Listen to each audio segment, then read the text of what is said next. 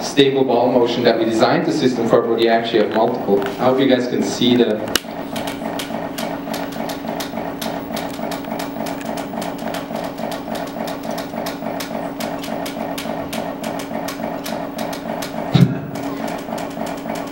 Yeah, there we go. Okay, this is a stable motion, so it impacts the paddle twice during one paddle period. So I just have to drop the ball at the right moment from the right height, and then it goes into a stable motion.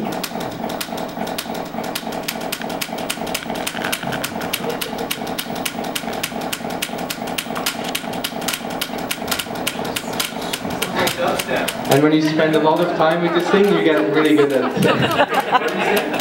Sounds like dubstep. Don't hug Jonathan. So, okay. And you can create this rhythms and you basically juggling patterns, which is neat to show. The second thing that you can do is for a different paddle motion that's higher frequency, you can also have chaos in the system. So the ball motions will become chaotic. And I'm just going to demonstrate that. So I just juggle up the balls. And then I have a little cheat code here, up, up, down. That will activate the chaos, and now you see chaotic ball motions. Now what is chaos actually? Well, we had stable ball motions before. Here we have, it's called a local instability. So that means that these perturbations that we had before are now unstable. So little disturbances that you would get from, I don't know, ball imperfections or the whole thing wiggling on a carpet are amplified. And this happens very quickly when you activate it. Maybe let me show it again. Like in the beginning they're synchronized.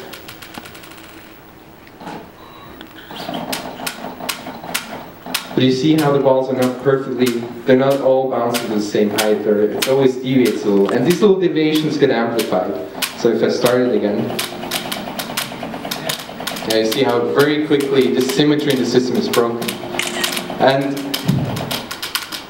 this brings me to my actual research at the moment, the project that I just started. And that is basically the question, the control problem here will be, how do you get the balls from this configuration, all 4 balls are lying on the paddle, into a desired juggling pattern that I showed earlier, like combinations of these stable ball motions.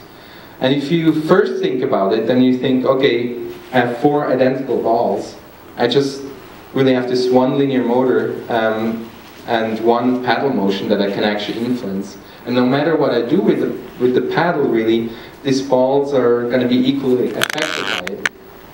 And it seems impossible. And also if you analyze this with tools from control and dynamical system theory, you will also find that this system is actually uncontrollable. So how would you do it? You could use the chaos that I just showed to sort of break the symmetry in the system and use that to generate the juggling pattern. And there's a very simple way to do it, just the manual way that I'm going to show. So just juggle up the balls, and then have the chaos, sort of shuffle the balls, and then I can switch back to the